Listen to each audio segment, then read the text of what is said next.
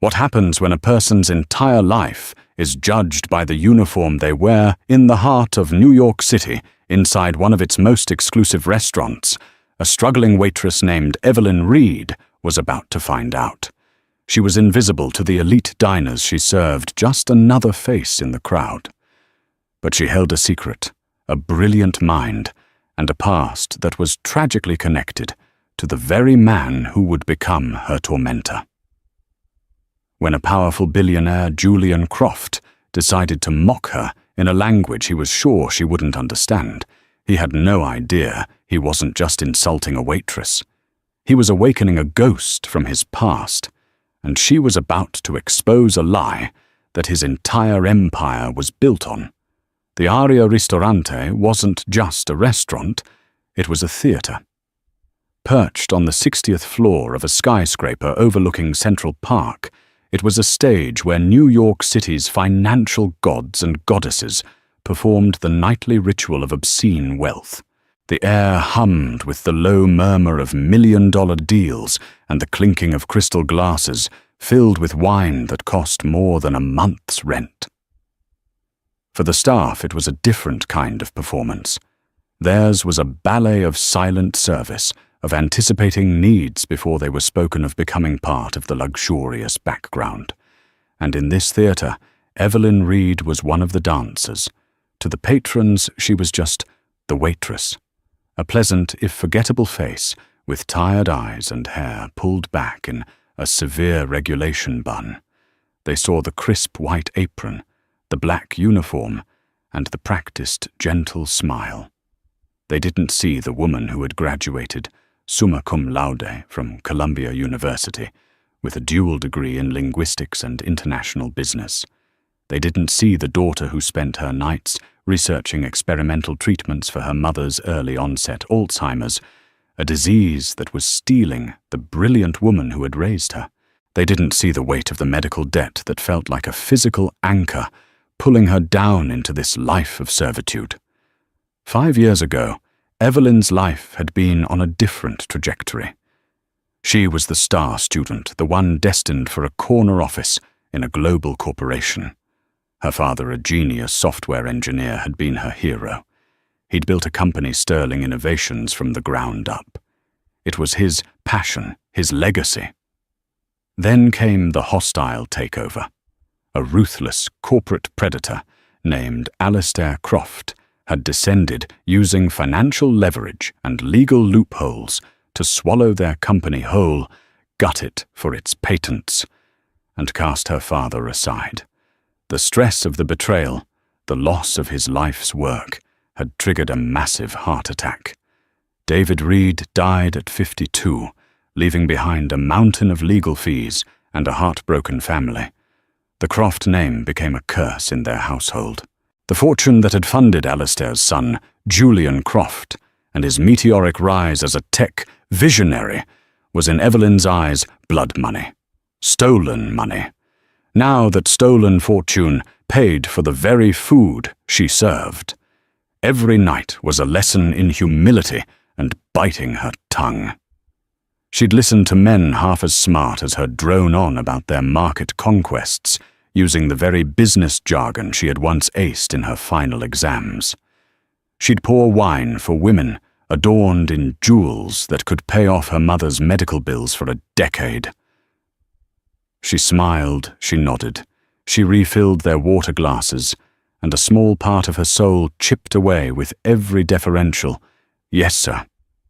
Her only friend in this gilded cage was Maria, a fellow waitress who had been at Aria for 10 years. Maria had a tough, no-nonsense exterior, but a heart of gold. "You're thinking again," Maria said, nudging Evelyn as they stood near the service station, the kitchen doors swinging rhythmically behind them.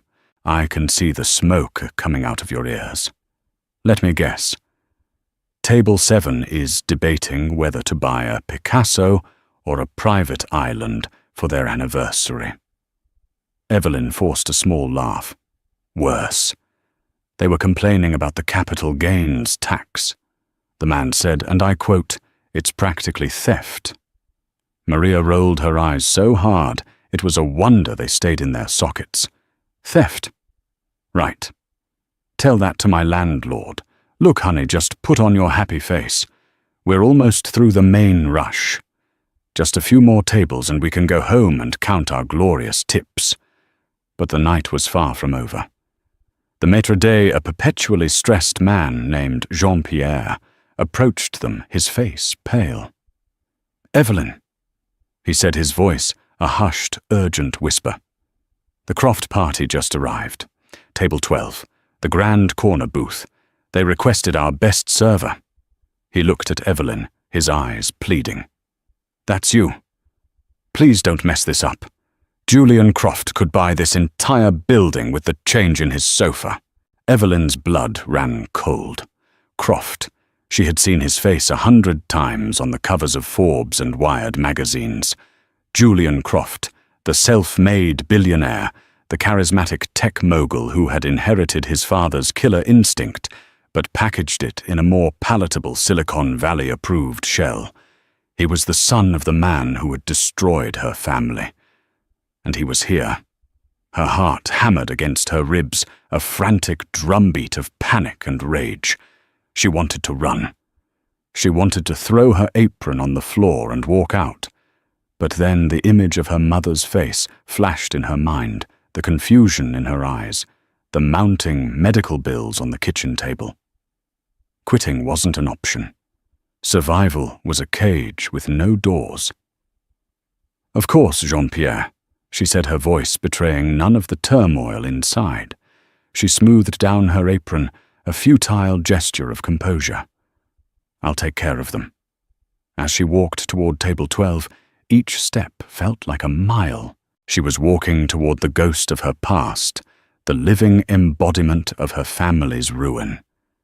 She took a deep breath, plastered on her professional smile, and prepared to serve the man she hated more than anyone else on earth.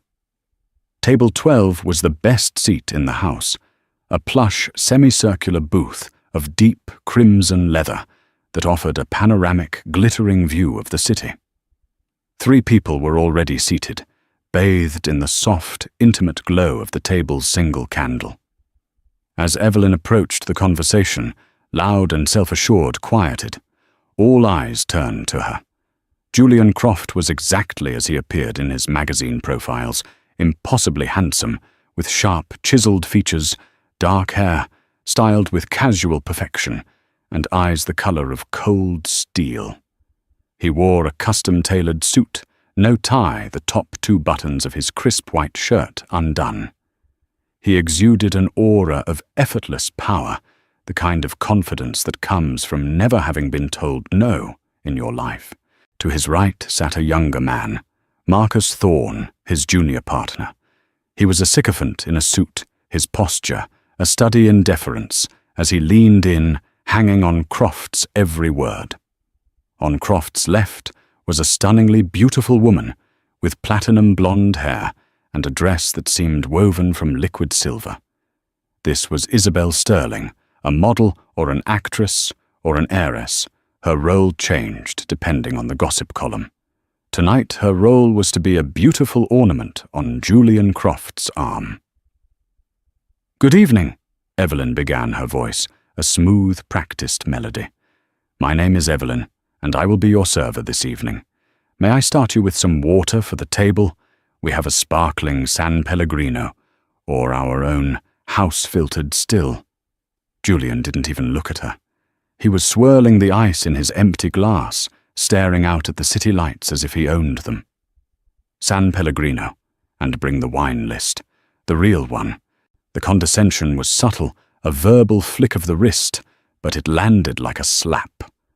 Aria had 2 wine lists, the standard one impressive in its own right, and the sommelier's private cellar list reserved for their most discerning and wealthiest clientele. Requesting it wasn't unusual, but his tone implied that she, a mere waitress, wouldn't know the difference. "Of course, sir," Evelyn replied, her smile unwavering. She returned with the water and the heavy leather-bound tome that was the cellar list. Julian took it from her without a word of thanks and began to scan the pages with an air of theatrical boredom. "Anything from the 1982 Bordeaux vintage is exceptional, sir," Evelyn offered gently. "The Chateau Lafite Rothschild, in particular, is drinking beautifully right now." She knew this because she made it her business to know everything. She studied the wine lists, the food pairings, the history of the vineyards. She believed that if she had to do a job, she would do it with excellence, regardless of what it was. Julian looked up at her for the first time. His steel blue eyes weren't appraising, they were dissecting. He wasn't seeing a person, he was analyzing an object. A small, cruel smirk played on his lips. "Is that your professional opinion?" he asked, his voice dripping with sarcasm. Marcus Thorne snickered. Isabel just stared blankly, adjusting the strap of her dress. Evelyn felt a hot flush of anger creep up her neck, but she pushed it down. "It's the opinion of our sommelier who I spoke with this afternoon, sir. But please take your time." Julian waved a dismissive hand. "We'll start with a bottle of the Screaming Eagle." The 92. He closed the list and slid it across the table, a gesture of finality. He had chosen one of the most expensive and frankly overrated cult cabernets on the list, a choice that screamed new money and a desire to impress. It was a power play, and she was the pawn. "An excellent choice, sir," she said, her voice perfectly neutral. As she turned to leave, she heard him begin to speak to his companions. He had switched languages. The words were sharp, guttural, and unmistakable. They were speaking German. Evelyn, whose mother was a German immigrant, and who had spent a semester abroad in Berlin, was fluent. She froze for a microsecond, her back still to the table before continuing her graceful retreat. She stood at the sommelier station, her hands trembling slightly as she relayed the order. Her mind was racing. It was an old trick of the arrogant elite to switch to another language, to speak freely to gossip, and mock, assuming the help was uneducated and monolingual. They had just handed her a weapon. She didn't know how she would use it yet, but the weight of it in her mind was both terrifying and thrilling. When she returned with the wine, presenting the bottle to Julian for his approval, the conversation in German was in full swing. She performed the ritual, cutting the foil, easing the cork out, with a soft sigh, pouring a small tasting sample into his glass. As she did, she listened. "Can you believe she recommended the Lafite?" Julian was saying in German, a smug chuckle in his voice. "It's like a car salesman at a cheap lot trying to tell you about the engine of a Ferrari. She probably just points to the most expensive thing she's heard of." Marcus chimed in, eager to please. "Look at her shoes. I bet they're from some discount store. Probably killing her feet after a few hours on this floor. A sad life, really." Isabel added a cattier remark. "And that bun is so severe. You'd think they'd want the staff to look a little more elegant." "She has the face for it, I suppose, if you ignore the tired expression." Evelyn's face was a mask of placid professionalism, but inside a storm was raging. Every word was a fresh cut on an old wound. They weren't just mocking a waitress, they were mocking her circumstances, the very circumstances their family had created. They were laughing at the daughter of David Reed, forced to serve the son of Alistair Croft, and they didn't even know it. Julian swirled the wine, sniffed it, and took a small sip. He nodded curtly at Evelyn, a silent command to pour for the others.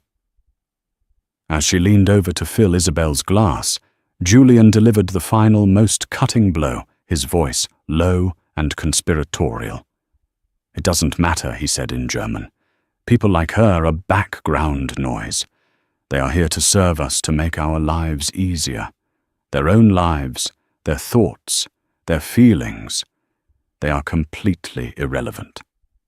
Irrelevant. The word echoed in the chambers of her heart. That's what her father had become to the Crofts. Irrelevant. A minor obstacle in a business transaction easily swept aside, and now she was irrelevant too. Just background noise. She finished pouring the wine, her movement steady and precise, a stark contrast to the earthquake happening within her. She placed the bottle in a silver ice bucket beside the table. She straightened up, looked directly at Julian Croft and held his gaze. Her moment was coming. She wouldn't just be heard, she would be deafening. For the next hour, Evelyn endured the humiliation with the grace of a seasoned diplomat. She served their appetizers oysters for Julian, a delicate truffle risotto for Isabel, and a steak tartare for Marcus. She moved around the table with a quiet efficiency that belied the fury coiling in her gut. And all the while she listened. The German conversation flowed freely, a river of casual cruelty. They dissected her every move. When she presented the risotto, Isabel commented on how her hands were so plain without a proper manicure. When she refilled their water, Marcus noted that she never smiles with her eyes. But the worst of it came from Julian. He treated it like a sport, finding new and creative ways to belittle her in a language he believed was his private shield. He critiqued her posture, speculated on her education, or lack thereof, and made a wager with Marcus about how much she probably made in a year, a sum they both found laughably small. Each insult was layered with the assumption that she was not just a server but a lesser, being an entirely different species whose only purpose was to facilitate their comfort. Evelyn absorbed it all. She filed each word away, each sneer, each condescending glance. She wasn't just angry anymore. The initial shock had crystallized into a cold, hard resolve. This wasn't just about a rude customer. This was about the arrogance of a dynasty that had crushed her family and so many others like them. Julian Croft, sitting there in his throne of crimson leather, wasn't just a man. He was a symbol of an injustice that had defined her entire adult life. She thought of her father, a man of quiet dignity, who treated everyone from the CEO to the janitor with the same level of respect. He used to say, "Character isn't how you treat your equals, Evelyn. It's how you treat those you don't have to be nice to." Julian Croft was failing that test in the most spectacular way imaginable. The main courses arrived, a perfectly cooked porterhouse for Julian, a seared sea bass for Isabel, and a duck confit for Marcus. As Evelyn placed Julian's steak in front of him, he looked at Marcus and spoke in German again, his voice carrying a new level of disdain. "You know, Thorne, the most amusing thing about this whole experience is the illusion of choice these people have," he said, gesturing vaguely in Evelyn's direction with his fork. "She probably thinks she's in control of her life. She picks her cheap shoes, her dreary apartment, her boring friends. But she's not. We are.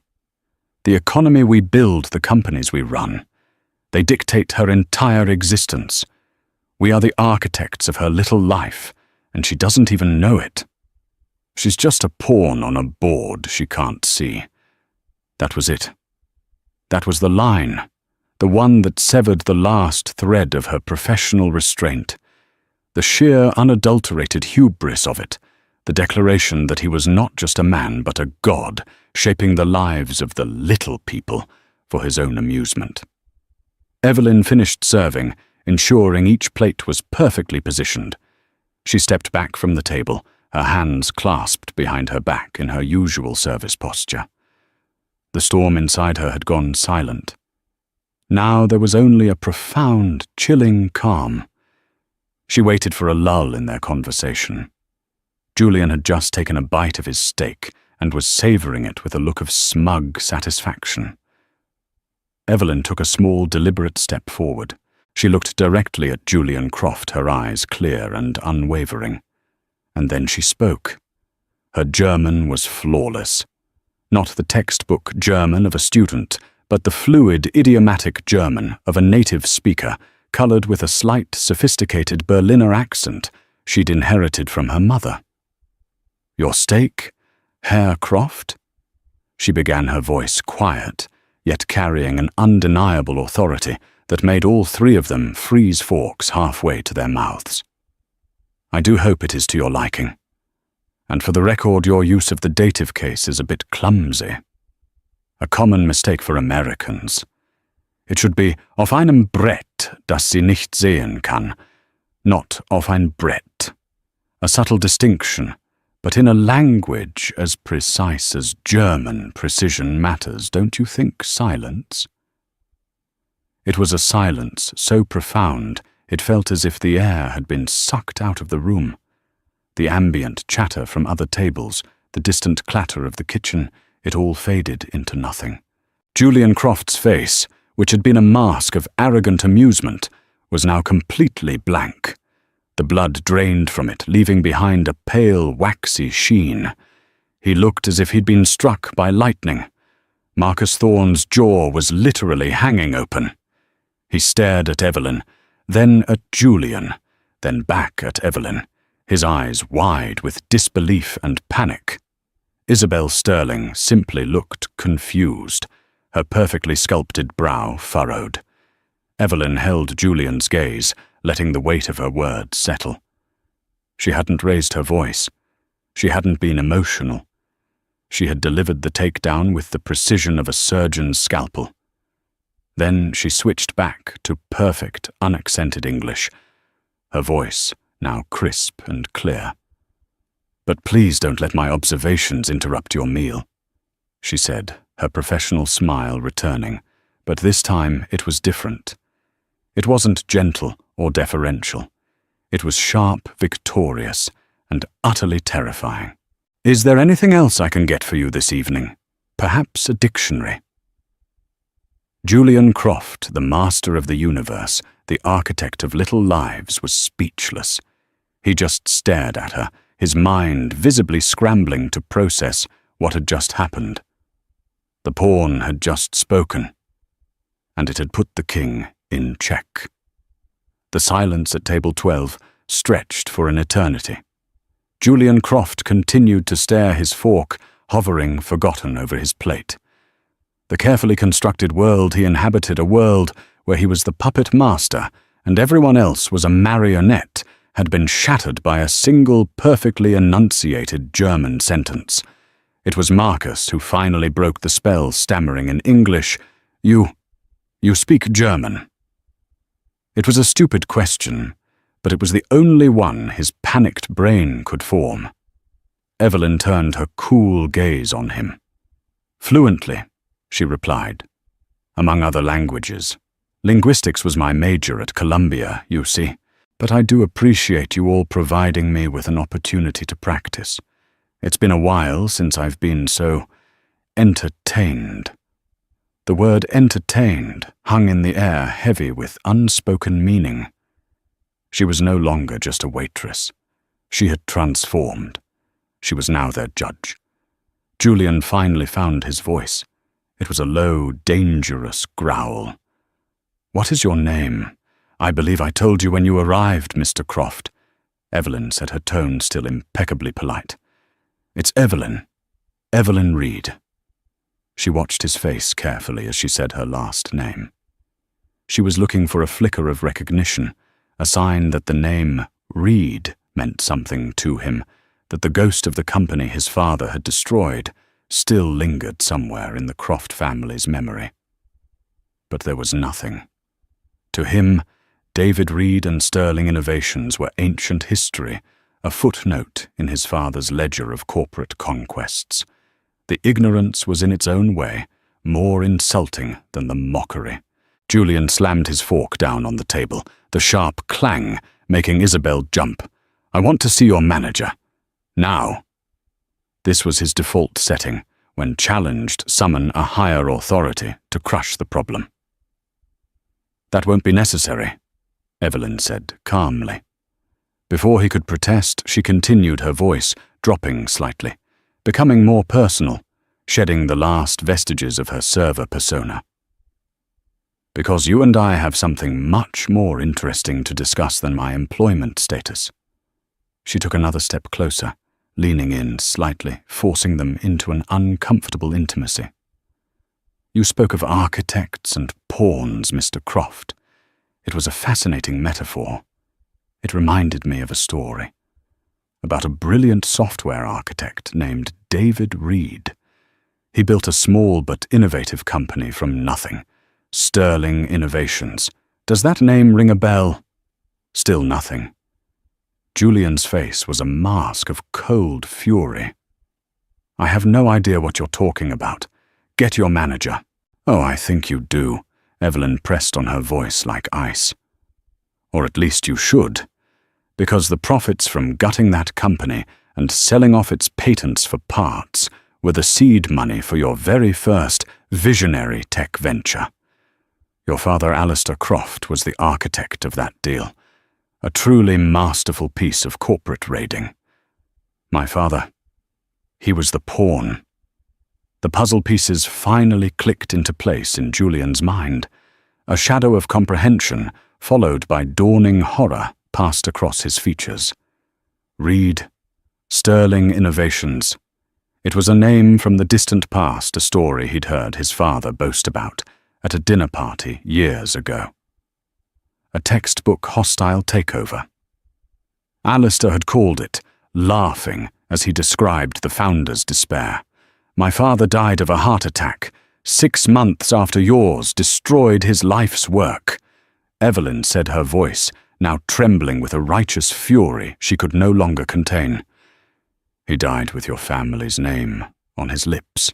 And you sit here dining on the profits of his ruin, and you have the audacity to call me background noise, a pawn on a board. I can't see, Mr. Croft. I've been staring at this board my entire life. I know every square. I know every move you've made.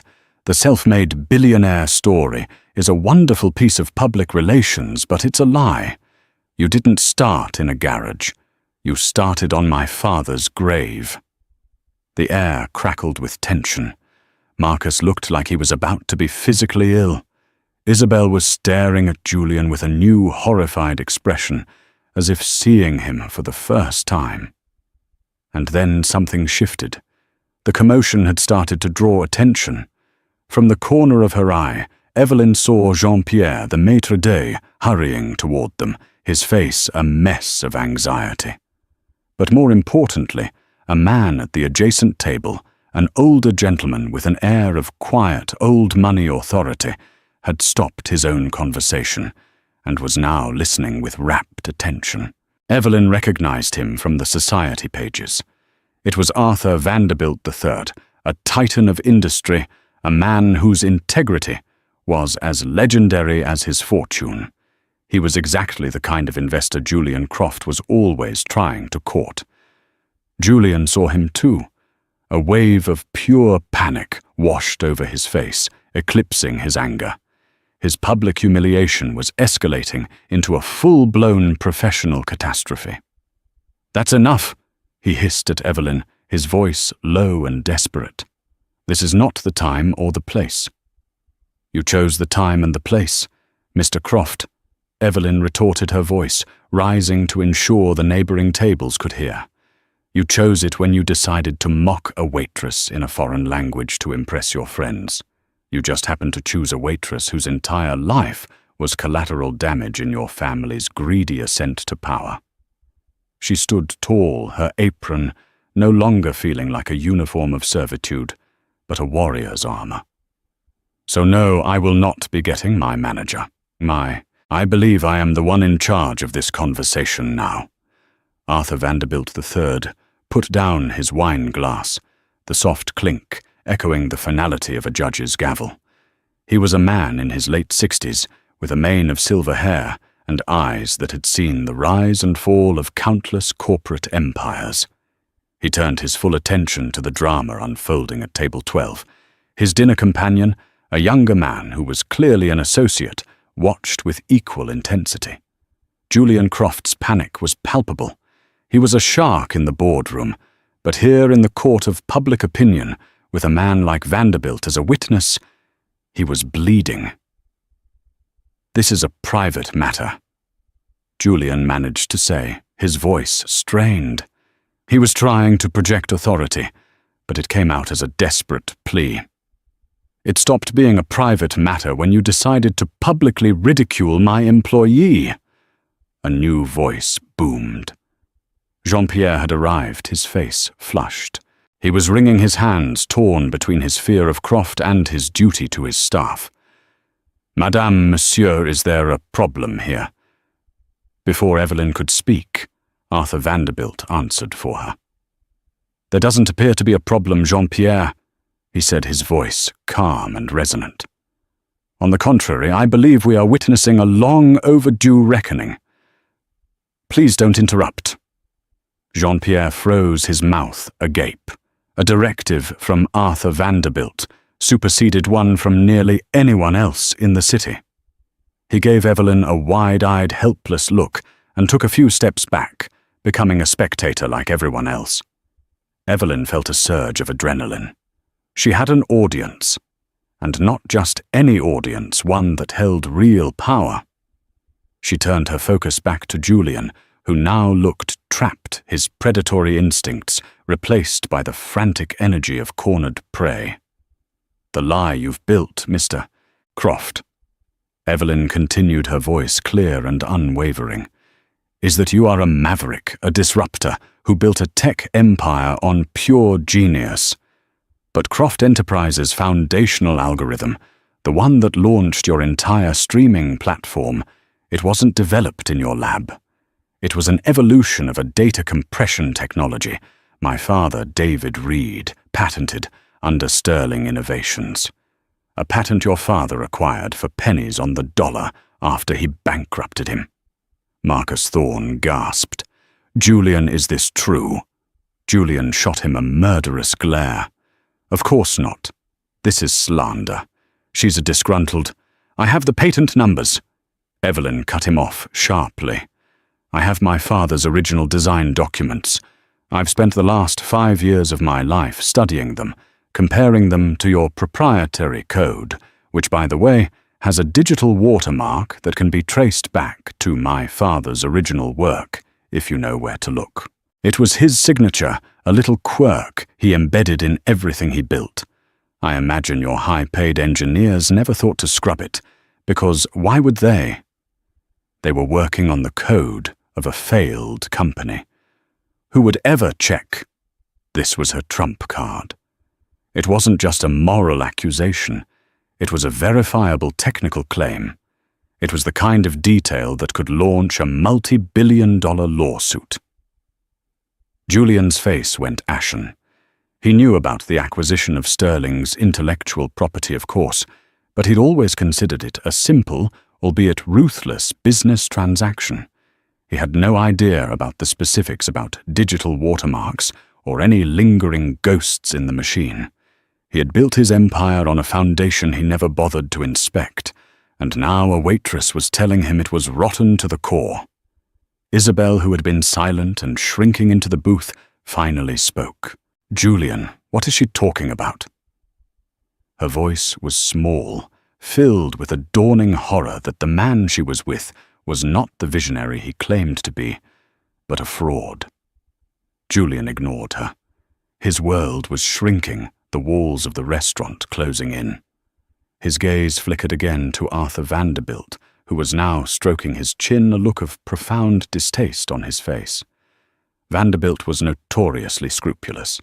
He had famously pulled out of a massive merger years ago because of a minor insider trading scandal. An accusation of intellectual property theft on this scale would be poison to him.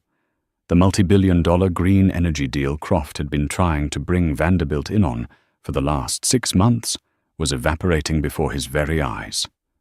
Evelyn pressed her advantage. "You mocked my shoes, Mr. Thorne. You're right, they're not designer. I buy what I can afford. Because every spare dollar I have goes to the memory care facility where my mother lives.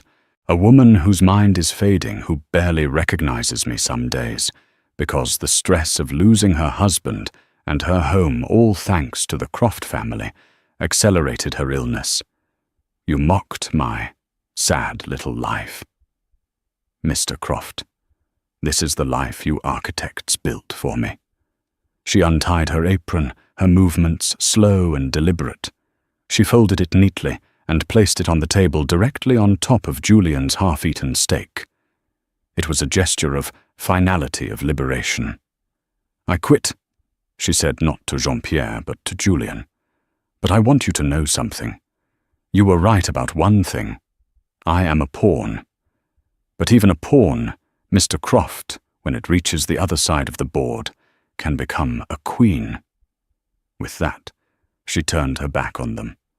She walked away from the table, her head held high, leaving behind the wreckage of Julian Croft's reputation. The entire restaurant was silent, watching her go. As she passed Arthur Vanderbilt's table, the old man caught her eye. He gave her a slow, deliberate nod. It was a small gesture, but it felt like a coronation. Evelyn didn't stop walking until she was out of the restaurant through the opulent lobby, and standing on the pavement, the cool night air hitting her face like a splash of cold water. Her heart was still pounding, a frantic rhythm against her ribs. She had done it. After years of simmering rage and quiet grief, she had finally confronted the monster from her past. She expected to feel a sense of triumphant release, but instead a wave of uncertainty washed over her. What had she just done? She had just quit her job, the only thing keeping a roof over her head, and her mother in a decent facility. She had publicly accused one of the most powerful men in the city of being a fraud. The Croft family had a legion of lawyers who could chew her up and spit her out, burying her in litigation until she was bankrupt and broken. Fear, cold and sharp, began to prick at the edges of her victory. Before she could spiral further, her phone buzzed in her pocket. It was Maria. "Evie! What in God's name was that?" Maria's voice was a mix of awe and terror. "The whole place is going insane. That guy Croft, he stormed out of here looking like he'd seen a ghost. His blonde arm, Candy, was in tears, and the other suit looked like he was about to faint. Jean-Pierre is having what I think is a full-blown panic attack. You're already a legend among the kitchen staff." Evelyn let out a shaky laugh. "I think I just blew up my life, Maria." "No, honey," Maria said, her voice firm. "You just took the detonator back. You need to get out of there before Croft sends his goons. Where are you?" "I'm out front." "Okay, stay put. I'm coming." Before Maria could get there, a sleek black town car pulled up to the curb beside Evelyn. The back window glided down, revealing the distinguished face of Arthur Vanderbilt. His associate was in the passenger seat. "Ms. Reed Vanderbilt," said his voice, as calm and steady as it had been in the restaurant. That was quite a display of courage. Evelyn was stunned. "Mr. Vanderbilt, I apologize if I disturbed your dinner." He waved a dismissive hand. "Nonsense. It was the most compelling thing I've seen all year. Get in. We should talk." Hesitantly, Evelyn opened the door and slid into the impossibly soft leather seat. The car smelled of wood polish and old money. "My associate, Mr. Davies, was recording the latter part of your conversation," Vanderbilt said, matter-of-factly, as the car pulled silently into traffic. "For legal posterity, of course. Julian Croft is a litigious man." Davies turned from the front seat and gave Evelyn a small, reassuring smile. "It was purely for your protection, Ms. Reed." Vanderbilt looked at her, his eyes sharp and analytical. "Tell me everything. Start with your father, David Reed." "I remember the name Sterling Innovations. It was a promising firm. I was sorry to see it go under." For the next hour, as the car glided through the glittering streets of Manhattan, Evelyn told him everything. She spoke of her father's brilliance and integrity, the brutal tactics of Alistair Croft, the the slow, painful decline of her mother and her 5 years of study, piecing together the technical evidence of the intellectual property theft. She spoke with a passion and precision that left no room for doubt. Vanderbilt listened intently, asking sharp, insightful questions. When she was finished, he was silent for a long moment. "The world of high finance," he finally said, his voice laced with weariness, "is filled with men like Alistair and Julian Croft, men who mistake wealth for worth and power for character. They believe the rules don't apply to them. They are almost always wrong." He turned to Davies. "Call my legal team, the A-team. I want them to represent Ms. Reed pro bono, draft a cease and desist to be sent to Croft Enterprises regarding any potential harassment. And I want our forensics team to look into this digital watermark she mentioned." Quietly. Then he turned back to Evelyn. "Ms. Reed, what you did tonight was more than just personal vengeance. You exposed a rot at the core of a major public company. That has consequences. Julian Croft's deal with my consortium is of course dead. I suspect after tonight his reputation will be in tatters.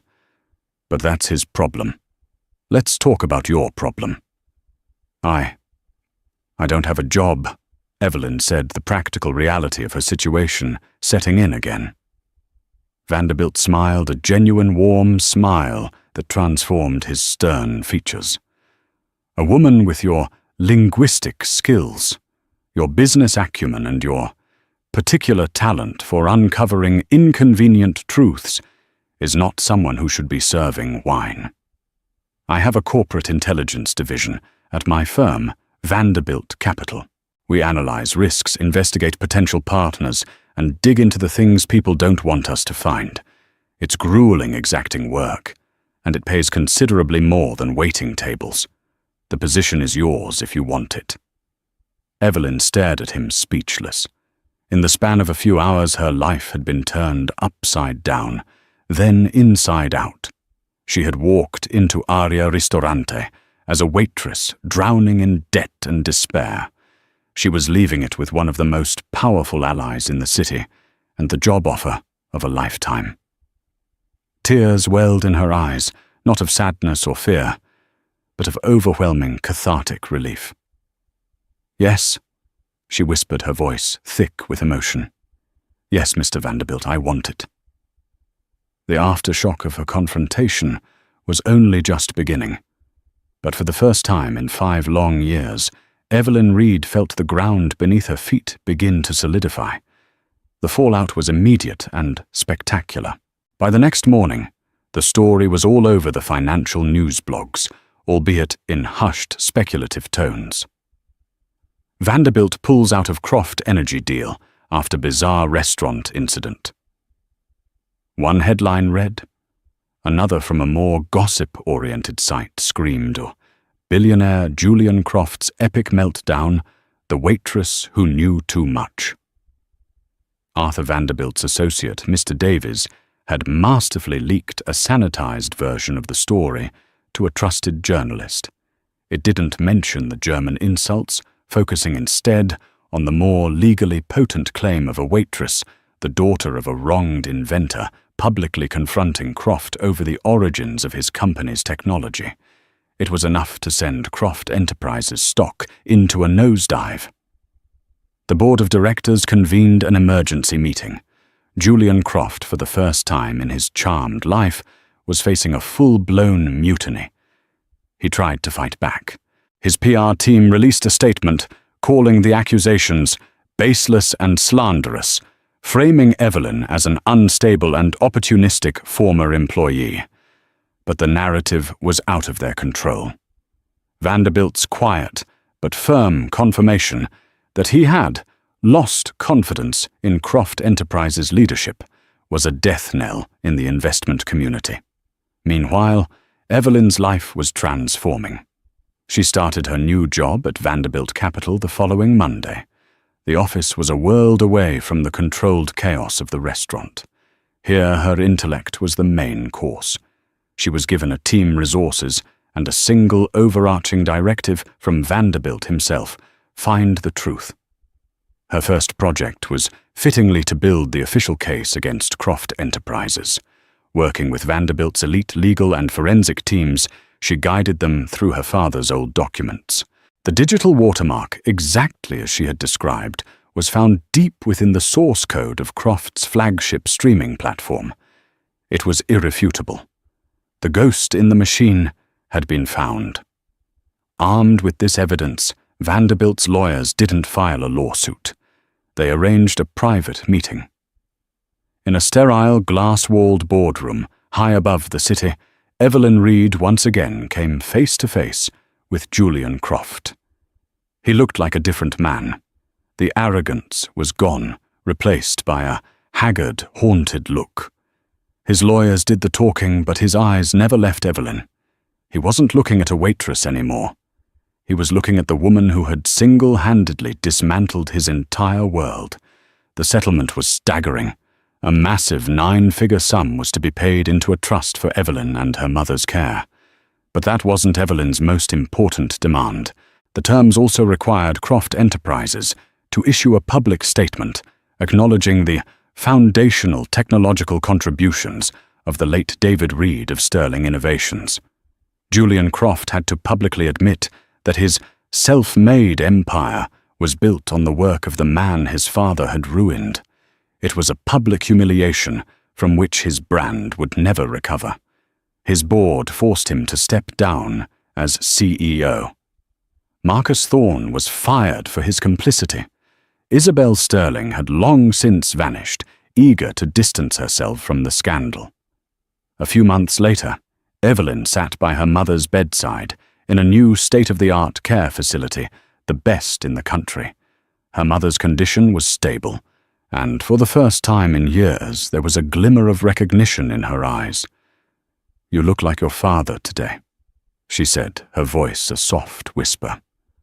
Evelyn squeezed her hand, a warmth spreading through her chest that no amount of money could ever buy. "Thank you, Mum. I'm trying to be." Her life was no longer defined by the weight of an apron or the ghosts of the past.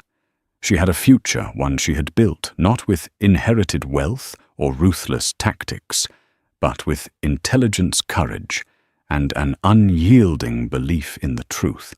She was a major asset at Vanderbilt Capital, respected for her sharp mind and unwavering ethics. She was a queen who had reached the other side of the board, not by taking the king, but by exposing him for what he truly was. The story of the waitress who toppled a billionaire became a quiet legend on Wall Street, a cautionary tale about the dangers of arrogance and the power of underestimating the person pouring your water. It was a reminder that sometimes the most irrelevant-seeming people are the ones who hold the most devastating secrets, waiting for the right moment to change the game forever. 1 year later, the view from Evelyn Reed's office on the 75th floor of the Vanderbilt Capitol building was ironically even more spectacular than the one from Aria Ristorante. She could see the top of the skyscraper that housed her old life, a place that now felt like a scene from a distant film. The city spread out before her, a sprawling map of possibilities, no longer a monument to her oppression, but a testament to her victory. Her office wasn't ostentatious, but it was hers. The walls were lined with books on global economics and geopolitical strategy. On her desk, next to a state-of-the-art financial terminal, sat a single framed photograph, her mother and father, smiling on a beach years before the storm. It was her compass, the constant reminder of why she was here. Evelyn had not just found a job, she had found her calling. Her unique blend of linguistic talent, business knowledge, and a deep instinctual understanding of human character made her a prodigy in the world of corporate intelligence. She could dissect a company's balance sheet, but she could also read the subtle tells in a CEO's speech during an earnings call, whether it was in English, German, or Mandarin. Arthur Vanderbilt had become her mentor, treating her with a gruff paternal respect that she hadn't realized she'd been missing. This morning she was reviewing a potential acquisition, a German biotech firm. The numbers were perfect, almost too perfect. But buried deep in the technical appendices, she found it a single unattributed research paper, referenced in a footnote. A few hours of digging revealed the paper was the work of a graduate student who had mysteriously abandoned his PhD program years ago, shortly after the biotech firm was founded.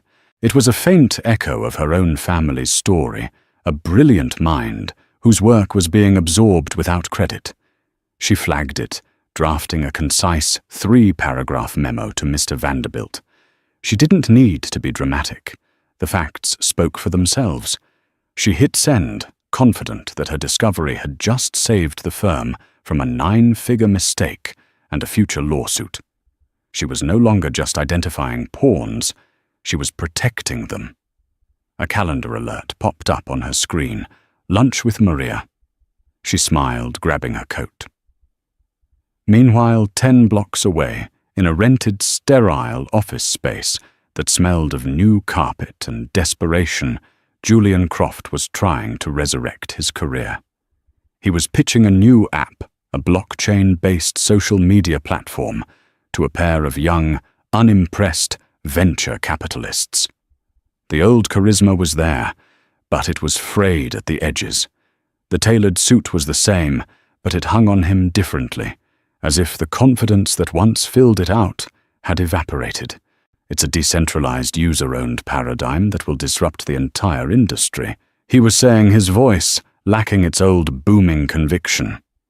One of the VCs, a woman half his age with sharp, analytical eyes, leaned back in her chair. "It's an interesting concept, Mr. Croft, but our due diligence team has some concerns about leadership optics." The sanitized corporate jargon was a dagger. Everyone in the room knew what she meant. "That was a different time," Julian said, quickly, a hint of his old defensiveness creeping in. "A smear campaign orchestrated by a competitor. We've moved past that." The second VC glanced at his tablet. "It says here, the settlement included a public retraction and an admission regarding the intellectual property of Sterling Innovations. That's more than a smear campaign. Our investors value ethical governance. The Croft brand, it carries a certain history now. We'll be in touch." They wouldn't be. Julian knew it. The ghost of David Reed was now his permanent business partner. His name, once a golden key that opened any door, was now an anchor. He left the meeting not with the thunderous fury of a titan, but with the quiet, hollow shuffle of a defeated man. He was an architect, trapped in the ruins of a building he himself had designed. "To us," Maria said, raising her glass of iced tea. They were sitting in a sun-drenched corner of a charming little cafe in Greenwich Village. The cafe was called The Daily Grind, but on the frosted glass of the door in elegant gold leaf were the words, "Maria Garcia, Proprietor." With a generous no-interest loan co-signed by Evelyn, a loan she insisted Maria accept as a gift from the Reed Family Foundation. Maria had finally bought the small business she had dreamed of for 20 years. "I still can't believe it sometimes," Maria said, looking around at her bustling cafe. "No more aprons. No more, 'Yes, sir.' If someone's a jerk, I can just ask them to leave." "Have you had to?" Evelyn asked with a laugh. "Once," Maria grinned. "Some finance bro tried to tell me my espresso machine wasn't calibrated correctly. I told him his palate wasn't calibrated correctly and pointed to the door. It was the most satisfying moment of my life." They talked for an hour about Maria's daughter getting into NYU, about a difficult case Evelyn was working on, and about the latest gossip from the staff still at Aria. Jean-Pierre had apparently quit a few months after the incident, unable to handle the stress. As Evelyn was about to leave, Maria turned serious. "You know, Evie, what you did that night. It wasn't just for you. It was for all of us. For every server, every busboy, every person who's ever been made to feel invisible. You gave us all a voice. Evelyn felt a warmth spread through her chest. I just said what needed to be said. Yeah, Maria said, her eyes twinkling. In 2 languages. Show off. Later that afternoon, Evelyn visited the memory care facility. She found her mother in the sunroom, dabbing a watercolor brush onto a canvas. The room was bright and airy, filled with plants and the soft murmur of classical music. Her mother's paintings were abstract, a beautiful swirl of colors that Evelyn knew was the shape of her memories. "Hello, my darling," her mother said, her eyes lighting up as Evelyn entered. Today was a good day. Evelyn kissed her cheek. "Hi, Mom. What are you painting?" "Oh, I'm not sure," she said, looking at the canvas with a serene smile. "It just feels happy, like a clear day after a long storm." She looked at Evelyn, her gaze lucid and full of love. "David would be so incredibly proud of you, Evelyn. He always knew you were the strongest of us all." The words landed, healing a wound Evelyn hadn't even known was still there. She sat with her mother watching her paint, feeling the profound peace of a battle hard won. The money, the job, the downfall of Julian Croft, they were all just consequences. This was the victory, this quiet, sunlit moment, the simple, priceless gift of her mother, feeling happy and safe. Looking out the sunroom window, Evelyn saw the city skyline in the distance.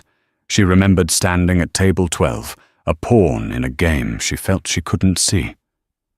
But she had seen it. She had seen the whole board, and she had learned that true power wasn't about being a king who could take any piece he wanted. It was about having the vision of a queen, capable of moving in any direction, and the courage to make the one move that changes everything. Evelyn Reed's story is a powerful reminder that dignity and intelligence are not determined by a job title or a bank account. In one single evening, she proved that pride truly does come before a fall, and that underestimating someone can be a fatal mistake. She didn't just get her revenge, she reclaimed her family's honor and exposed a lie that a powerful man had built his entire identity on. Her courage to speak up in that moment didn't just change her life, it sent ripples through an entire industry and brought a titan to his knees. If this story of justice and quiet strength inspired you, please show your support by hitting that like button and sharing this video with someone who needs to hear it. And for more incredible true life stories that will leave you breathless, make sure you subscribe to the channel and ring that notification bell. We all have a story. We all have a voice. Have you ever witnessed someone being unfairly judged or underestimated? Share your experience in the comments below. Let's talk about it.